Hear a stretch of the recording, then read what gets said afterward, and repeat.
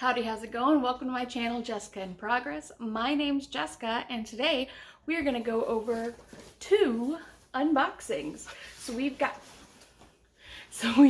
two boxes here from Owlcrate. One is going to be the first adult book-only box that they have done, and then we're going to have the July. We're going to have the July box. So let's get started with the first book-only box. So as we open it up, we're going to have the theme, bless you, Cara. We're going to have the theme of Let the Games Begin. And then we're going to have another card, which is a quote. There can be no freedom until the crown is broken. And then we're going to have the community ongoings page. And then our first look at the book is going to be Immortal Longings by Chloe Gong. Now with this book we have some nice turquoise sprayed edges. And then we've got this artwork on the front, our side, and our back. There are no gods in this world, only kings and tyrants. And then if we open it up, we have nothing on the inside and nothing on the reverse. And then the naked book just has the teal foiling on the spine. Now we do have a signed author page. And then it just goes into the book. Now this is supposed to be like some weird sci-fi retelling. I wouldn't even go a retelling based off of what I've heard. It's more of an inspired by Antony and Cleopatra by William Shakespeare. I was originally planning on reading Antony and Cleopatra. Probably still might before I read this book, just to see if I can find any other allusions to it. But otherwise, this is going to be a sci-fi retelling of Antony and Cleopatra, where we have one girl who has basically killed her parent.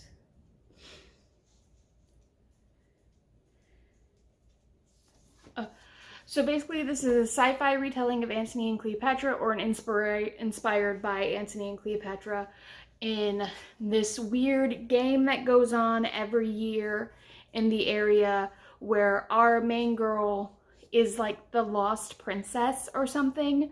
And she's competing in these games because she wants to... Oh, because she was the one who killed her parents, and now she wants to finish the job by killing her uncle. And there's this also other thing going on where they have the ability to jump into bodies. They're called jumpers or something like that. So that's going to play a part in it. There's also another guy, Anton, who is also going to be in the To the Death tournament. And he's fighting to save someone who's in a coma.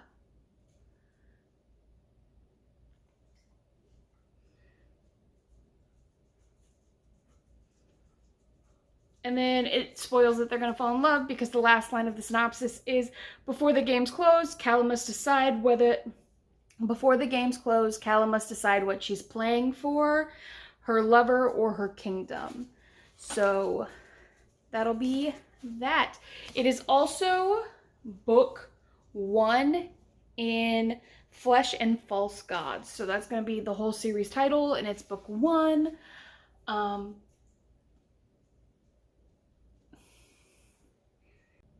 So in this book, a game is taking place throughout the city, which the contestants essentially fight to the death. They also, most of them, not all of them, have this ability where they can jump into other bodies. So there's this weird jumper who is who thing maybe going on. And then obviously our main girl, who is the princess in hiding because she killed her own parents, is joining the the games, so she can shake hands with her uncle and then hopefully kill him and finish her job and like take over the kingdom or what have you. And then there's also the other guy, the love interest, who is in the games to pay for medical issues for someone who's in a coma. So that'll be fun and interesting. It would probably be more fun and interesting if I weren't coming directly off of Serpent and the Wings of Night or what have you, another game of stuff. So I will read this, heads or tails, and whether or not I read Antony and Cleopatra first. I'm a little, honestly, kind of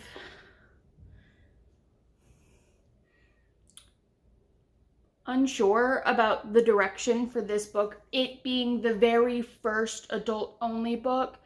I think, especially with it being Immortal Longings and Chloe Gong, it's not some unknown novel. It's not some novel that wasn't highly and heavily anticipated. So it's weird that they didn't go a little more all out for their first book. I'll interested to see their design process going forward. But I was expecting a little bit more from it. But I do love the color of the edges, and I like the font. I think this is this the font of the original? No, it's not the font of the original, but I do like the art of the original a lot better. This one gives me more of a sci-fi vibe than the fantasy vibe that I think is actually in there. Yeah, this one just gives a little more sci-fi city parkour vibes than it does the fantasy vibes that I think is supposed to have. Anyway, we're gonna move on. And now let's get into the young adult full box. So let's open her up. Okay. And this is Break the Curse. Here is the spoiler card. If anyone wants that, I'll make a better photo of it. Let me get rid of the crinkles. Okay, so this is what it looks like without the crinkles. Seeing a lot of good stuff in here. So let's go ahead and just start with what's on top, which is the pin for the month. Okay, let's see here. So we've got ourselves a pin of a castle at night. And then we open it up. And it says, is that English?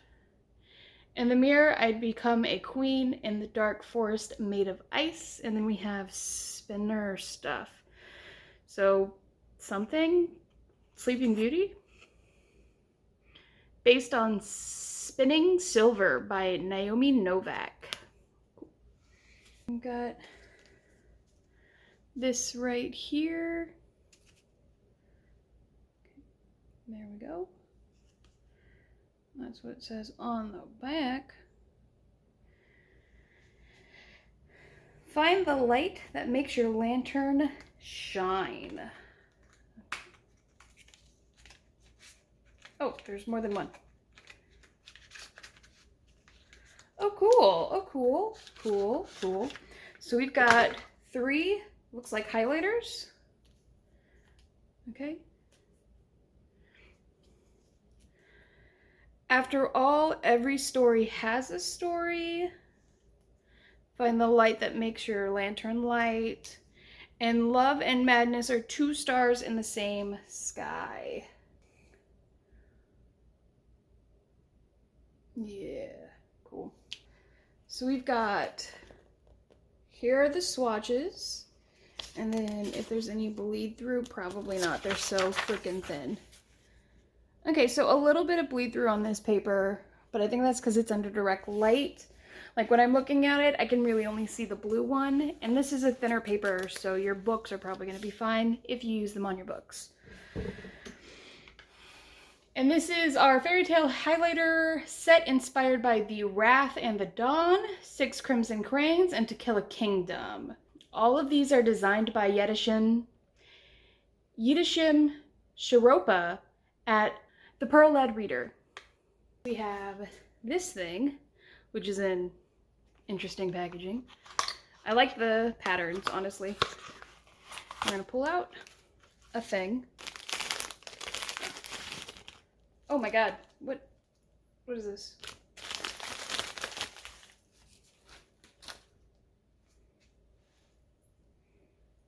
Okay, so we have, oh, there it is. There it is. There it is. There we go. Ha ha ha, found it. So it looks like a sun catcher thing that you put in a window. Here is that. Then we've got the sun, the moon, and this teardrop thing. And it says, "My curse, my ruin." So that's pretty neat. This is shine magical reflections into your home with this enchanting sun catcher, inspired by Violet Made of Thorns, designed by Teresa Chin at Divine Literary. So there you go. Pretty nice thing here. It will reflect nicely. You can barely see it all the way back there. The sun pieces are a little bent. I think that's just processing and shipping. You can't really notice it at a distance, but when you hold it, you can notice that the sun edges are bent. Okay, next thing. This thing. Fabric thing. I'm gonna open it up. Maybe it was already open. Nope, this goes all the way in. I'm gonna pull it out. And we're not going to be able to get it back in. That's fine. It is a reusable little shopping bag that can be all tidied up on its own. That's always nice. It's got a boy and a girl on it, as well as some flowers. So there's your pattern over and over.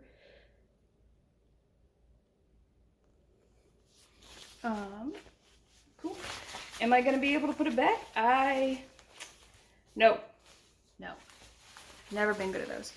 But this is going to be from Howl's Moving Castle, designed by Anna Guyenart. By Howl's Moving Castle. Cool. I was supposed to read that. Howl's Moving Castle with a unresolved textual tension. But I didn't. Anyway, next it looks like, so this one I knew we were going to get this because they said that we are going to get a continuation of the collection for the journals. So here is the next journal. Let's go ahead and get it out of this. So we've got black with gold foiling, How to Live Forever, spined How to Live Forever. And then what is a person if not the marks they leave behind? What is a person if not the marks they leave behind? We open it up, and it's got a flower design on it. And a black ribbon. That's nice. And then yes, these are able to be taken out, so you can reuse the jackets if need be. I love journals. I love journals. I love them. I'm currently using the first one that we got as like my reading notes journal. So like notes I take while reading. Whereas this one is my actual reading journal that I'm very bad at keeping up with, whatever. So I like that I have another one ready to go. And then it also has the pen holder on the side here. This is the second faux book journal in the collection. This is based off of The Invisible Life of Addie LaRue and was designed by Lichen and Limestones. So now we get the book. This is what we get a sneak peek of, and then let's pull it out. Okay. And now I'll get it out of the plastic and let it breathe. So we have Garden of the Cursed by Katie Rose Poole. Here is the side. And then our back here is Secrets Can't Protect Me, Only the Truth Can.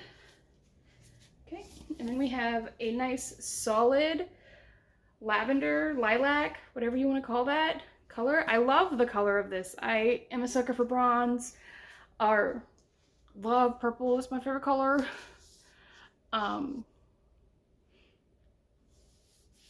Yeah, so let's go ahead and open it up. And then we have art on the inside here. That's really pretty. Spell cards here. Spell shop, cute. Is it the same on this side? No, nice. And now they're sitting and relaxing. That's cute. Okay. Then we have the naked book cover is a grimoire. That's nice. We have bronze foiling here. And then we have this on the back. We have, I fear if I'm not careful, you'll steal my heart too.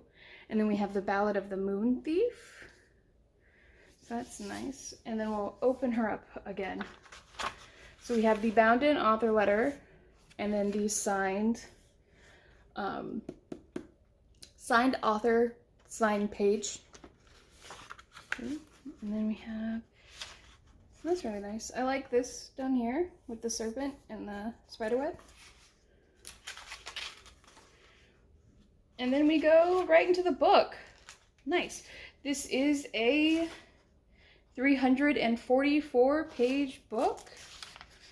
Question mark? That's just the last page.